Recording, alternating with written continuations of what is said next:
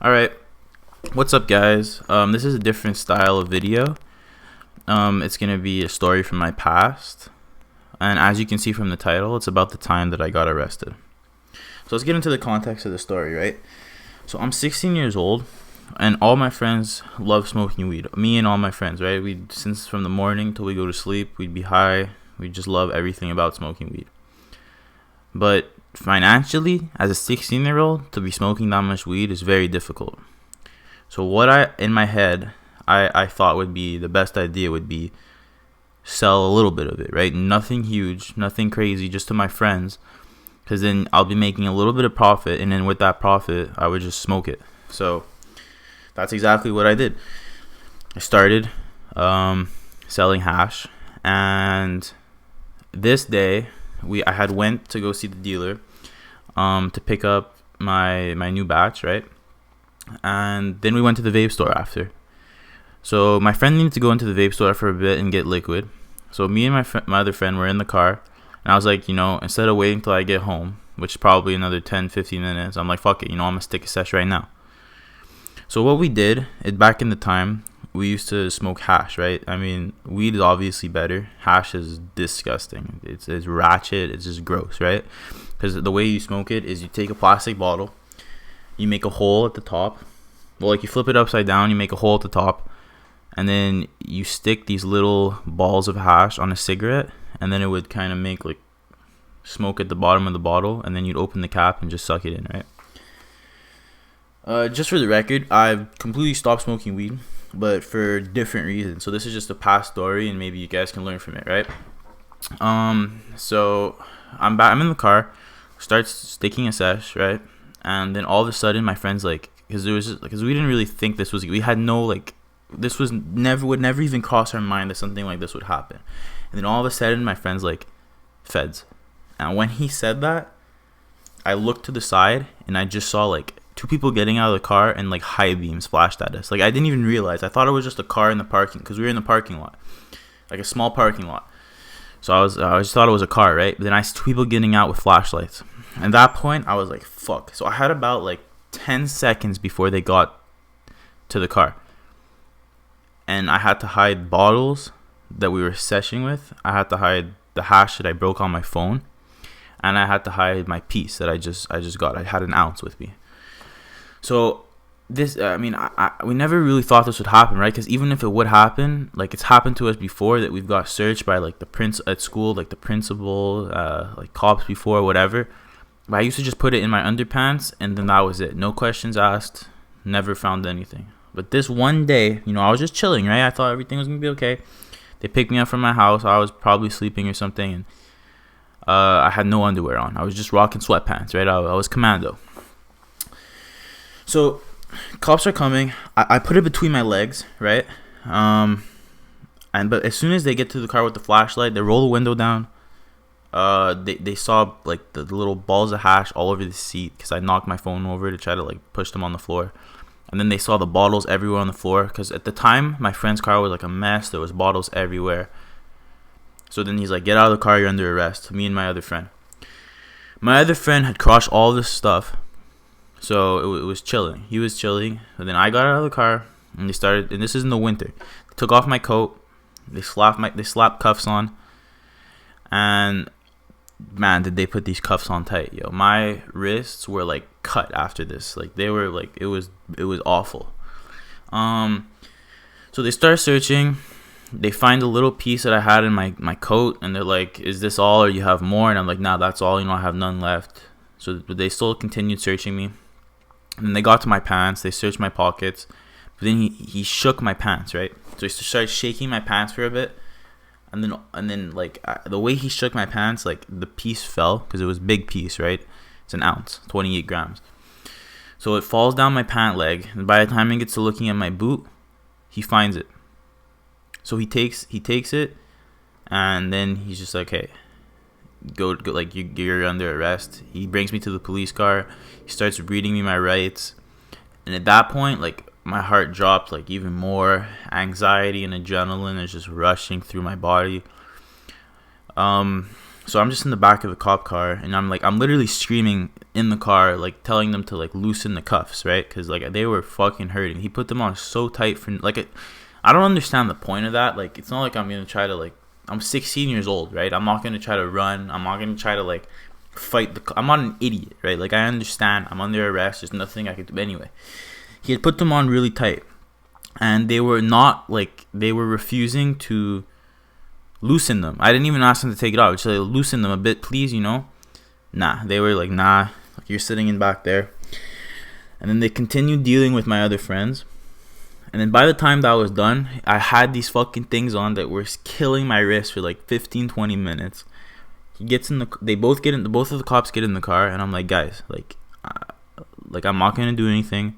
Can you please take off these cuffs or just loosen them? They're really hurting my wrist. So I guess, maybe he decided to be nice for a bit there. He's like, yeah, sure, you know what? I'll take them off. So he actually completely took them off. And at that point, they're just asking me a little bit of questions I was not answering because I already knew, like, don't talk and wait for your lawyer to do everything. So I just was sitting there, and I'm like, where, like, I was asking them questions. I was like, yo, where are we going? Like, what's happening? Am I going home tonight?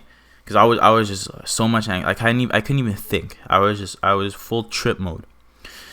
So they brought me to the police station, and they put me in an interrogation room until my parents came. But that I asked him, like, I was like, so am I going home tonight? And what he told me was, I don't know. I was like, am I going to jail? Like, what's happening? And he's like, I don't know. I have to call the prosecutor, and they'll let me know. So at that point, my heart, like, it just started pounding, adrenaline, like I thought I was going to jail because of the amount I had, okay? Because the rule was, like, where I live is if you have under 30 grams of marijuana or under 1 gram of hash, it's simple possession. But I had 28 grams, right? So that's 28 times over the limit for just simple possession. So they were going to charge me with intent of trafficking. So basically, I thought I was fucked. I thought I was going to jail.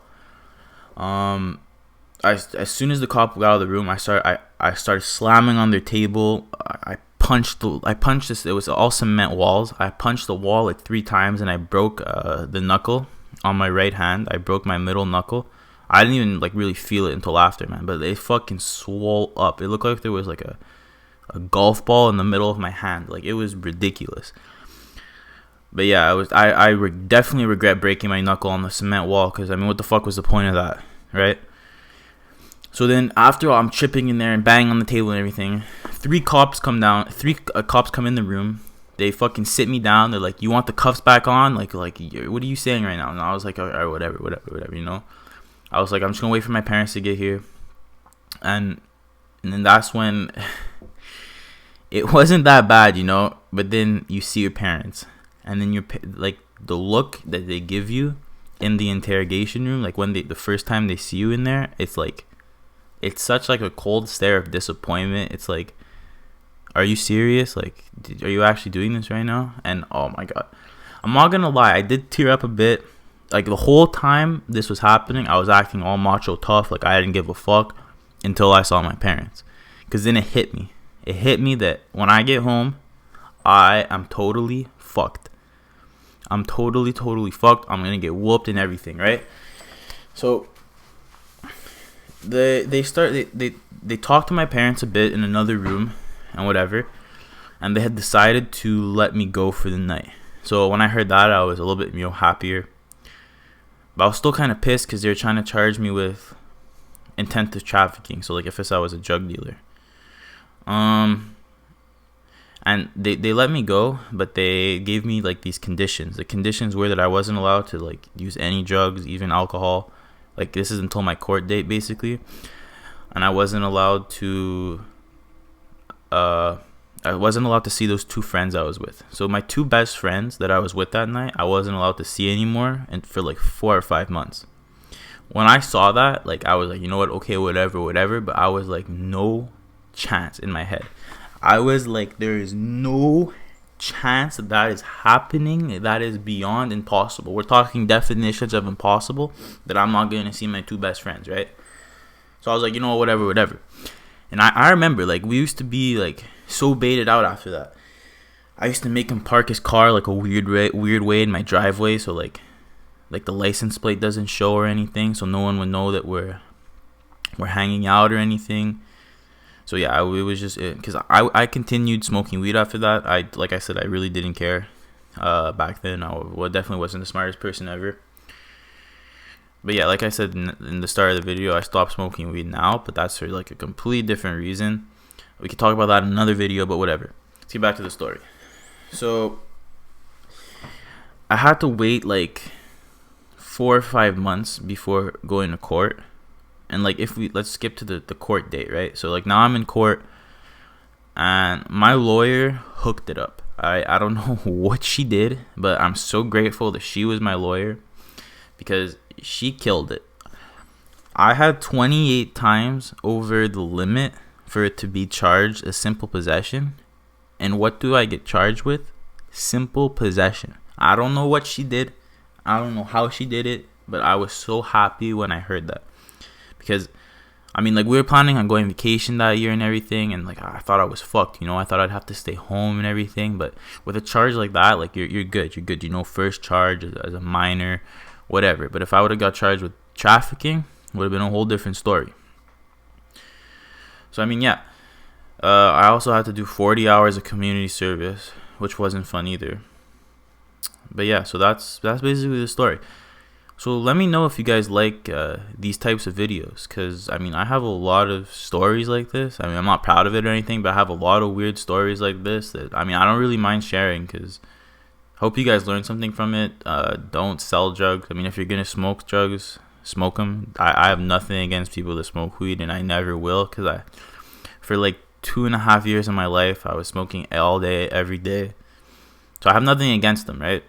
I just, for your own sake and well-being, don't sell them, because when you get caught, it's gonna fucking suck. But anyway, guys, like the video, subscribe, and like I said, let me know if you guys like kind of stories like this, because I got a whole bunch. So yeah, until next time.